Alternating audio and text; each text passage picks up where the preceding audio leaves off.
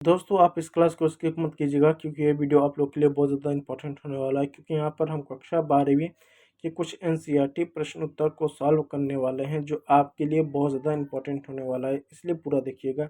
आपका एनसीईआरटी प्रश्न में 8वां जो प्रश्न है, चर्चा कीजिए कि पुरातात्विक किस प्रकार अतीत का पुनर्निर्माण करते हैं, यानी जो पुरातात्विक होते हैं वो किस तरह इतिहास का पुनर्निर्माण करते हैं, इतिहास को जानते हैं। उसको आज के वीडियो में समझना है, लेकिन उससे पहले जानते हैं कि पुरातात्विक कौन होते हैं। तो पुरातात्विक वैज्ञानिक होते हैं, यानी दोस्तों पुरातात्विक वे वैज्ञानिक होते हैं जो अतीत की सभ्यताओं और संस्कृतियों जैसे जीवन शैली का अध्ययन करते हैं। यानी पुरातात्विक भी एक तरह के वैज्ञानिक होते हैं जो रिसर्च करते हैं ऐतिहासिक घटनाओं पर, ऐतिहासिक कालक्रमों पर, संस्कृतियों पर, जीवन शैली का इत्यादि। वे विभिन्न अवशेषों जैसे स्थलों, वस्तुओं, ढांचों का विश्लेषण करके प्राचीन इतिहास का पुनर्निर्माण करते हैं। और जो पुरातात्विक होते हैं वो क्या करते हैं, बीती हुई घटनाओं का जितने भी स्थल है, जो वस्तुएं हैं, जो ईंट है, जो मनके हैं, जो मकान है, इस तरह की चीज़ों का अध्ययन करते हैं और इतिहास को जानने और समझने का पूरा प्रयास करते हैं। यह कार्य अत्यंत धैर्य और तकनीक तथा ज्ञान का विश्लेषणात्मक दृष्टिकोण मांग करता है। और ये जो कार्य होता है इसके लिए बहुत ज़्यादा धैर्य चाहिए, बहुत ज़्यादा तकनीकी ज्ञान चाहिए और चीज़ों का विश्लेषण करना चाहिए कि ये चीज़ें ये हैं, ये चीज़ें ये हैं और ये चीज़ें अलग, यानी सब में क्या अंतर है और सब में क्या समानता है, इसका अंतर करना आना चाहिए, एक विश्लेषण होना चाहिए। वही पुरातात्विक आमतौर पर बन सकता है। तुमको पुरातात्विक नहीं बनना है। अतीत के पुनर्निर्माण की प्रक्रिया। अब अतीत के पुनर्निर्माण कैसे करते हैं, देखिए स्थल की खोज और खुदाई, यानी बहुत सारे ऐसे स्थल होते हैं जिसकी खोज करते हैं। जैसे आपके ने हड़प्पा सभ्यता में बहुत सारे स्थल खोजे, जैसे हड़प्पा है, मोहनजोदड़ो, चांदड़ो है, कालीबंगा है, लोथल, ऐसे बहुत सारे का स्थलों को खोजेंगे। उसके बाद पुरातात्विक पहले संभावित स्थल की एक पहचान करते हैं। इसके बाद वैज्ञानिक विधियों से खुदाई की जाती है। एक तरह से वैज्ञानिक विधि से खुदाई करते हैं। खुदाई के दौरान वस्तुएं, ढांचे, अवशेष आदि प्राप्त होते हैं और खुदाई के दौरान जो चीज़ें प्राप्त होती हैं उसका आमतौर पर एक तरह से विश्लेषण करते हैं कि इस जगह पे वस्तु प्राप्त हुई, तो क्या इस तरह के वस्तु का वो लोग प्रयोग करते थे कि किस रूप में प्रयोग किया जाता था आदि का एक तरह से अध्ययन करते हैं। उसके बाद देखिए सामग्री का वर्गीकरण। फिर उसके बाद दूसरे नंबर पर क्या करते हैं, जो सामग्री मिलती है उन वस्तुओं का आकार, काल और उपयोगिता के आधार पर उसका वर्गीकरण जाता है। जैसे मिट्टी के बर्तन, हड्डियाँ, औजार, सिक्के आदि, इन सब का आमतौर पे वर्गीकरण करते हैं। फिर उसके बाद तिथिकरण, डेटिंग पे आते हैं कि ये वस्तु कितनी पुरानी है, कितनी पुरानी है, कब की है। तो वस्तुओं का आयु जानने के लिए वो कार्बन 14 डेटिंग का प्रयोग करते हैं। कार्बन डेटिंग एक ऐसी पद्धति है जिसके तहत हमें जान सकते हैं कोई भी वस्तु कितनी पुरानी है। जैसे थर्मोल्यूमिनेंस जैसी वैज्ञानिक तकनीकों का प्रयोग आमतौर पर किया जाता है। आगे देखिए सहायक विज्ञान, यानी सहायक विज्ञानों की मदद। पुरातात्विक इतिहासकार नृत्य विज्ञान, भूगोल, वनस्पति विज्ञान आदि क्षेत्रों में सहयोग लेकर जानकारी प्राप्त करते हैं। प्रकाश द्वारा प्रचार, वे अपनी खोज को लेखों, पुस्तकों, प्रदर्शन आदि के माध्यम से आमजन और विद्वानों के लिए प्रकाशित करते हैं। इस तरह के कार्य करते हैं जिससे यदि उस विषय में किसी और को जानकारी है तो उनको साझा कर सकता है या बता सकता है। इस प्रकार क्या करते हैं, जो पुरातात्विक होते हैं वो मिट्टी के नीचे छुपी हुई सभ्यताओं को उजागर करके हमें अतीत से जोड़ते हैं। इस तरह के पुरातात्विक आमतौर पर काम करते हैं। अब देखिए 9वां प्रश्न, जो आपका अंतिम प्रश्न, हड़प्पा समाज में शासकों द्वारा किए जाने वाले संभावित कार्यों की चर्चा करनी, यानी हड़प्पा सभ्यता में कोई शासक वर्ग था कि नहीं था इसका स्पष्ट जानकारी नहीं है।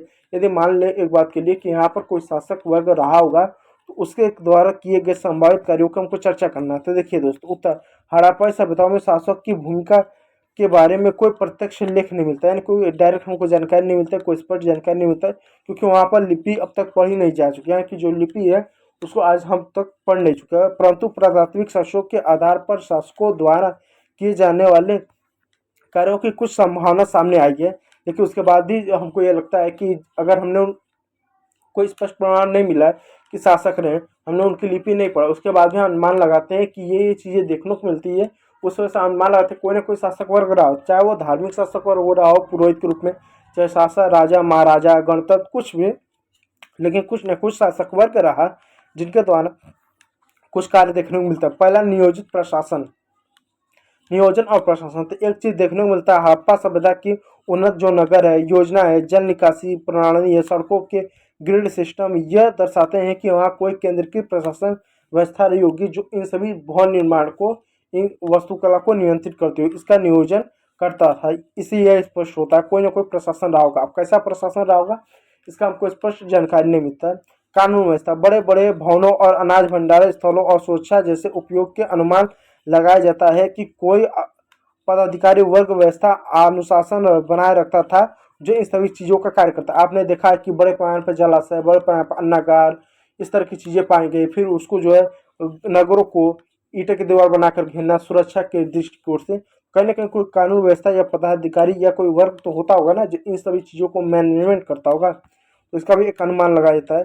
तीसरा, राजस्व संग्रह और वितरण, अनाज भंडारण केंद्रों का निर्माण। ये संकेत देता है कि बहुत ज़्यादा अनाज केंद्रों का भंडारण बनाया गया था, जिससे यह अनुमान लगाया जाता कि किसानों से कर या अनाज लिया जाता होगा, जिसे बाद में जरूरत के अनुसार वितरित किया जाता होगा। उसके लिए क्या ग्रेन स्टोरेज होता था, जहाँ पर अन्नागार होता था, अनाज का एक तरह से स्टोर करते हैं।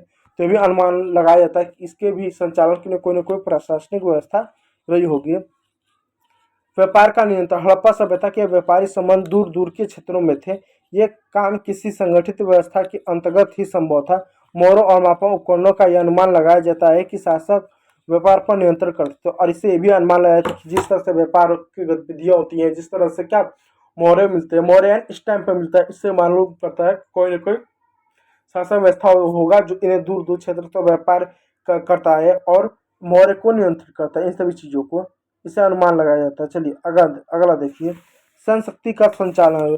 यद्यपि सीधा प्रमाण यानी हड़प्पा सभ्यता को सैन्य बल था या सैनिक था, इसका कोई सीधा प्रमाण नहीं मिलता है, लेकिन कुछ बाहरी खतरे से सुरक्षा के लिए सैन्य बल का संचालन भी शासकों की भूमिका में रहा होगा। ऐसा अनुमान लगाते हैं, क्या पता है अपनी आबादी को सुरक्षित रखने के लिए, और इतनी बड़ी आबादी तो मारपीट कुछ ना कुछ चीज़ें होते होंगे, तो इसके लिए सैन्य बल या पुलिस बल कुछ ऐसा तो रहता होगा ना इन सभी चीज़ों को देखने के लिए। ऐसा तो नहीं कि 10 लाख की आबादी है और इन आबादी के लिए कोई सैन्य बल ना हो, तो कुछ ना कुछ रहा होगा, प्रशासन रहा होगा, सैन्य बल रहा होगा, स्वाभाविक सी बात है।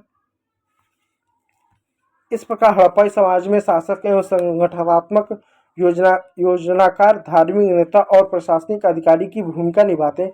इस तरह अनुमान लगाया जाता है कि या तो राजा होंगे, गणतंत्र रहा होगा, या कुछ समूह का शासन जिसको गणतंत्र कर सकते हैं, या राजा महाराजा के अलावा हो सकता है किसी धार्मिक व्यक्ति, किसी नेता का, किसी अन्य लोगों का शासन रहा होगा प्रशासन में, तभी ये सारी चीज़ें संभव है, वरना संभव नहीं है।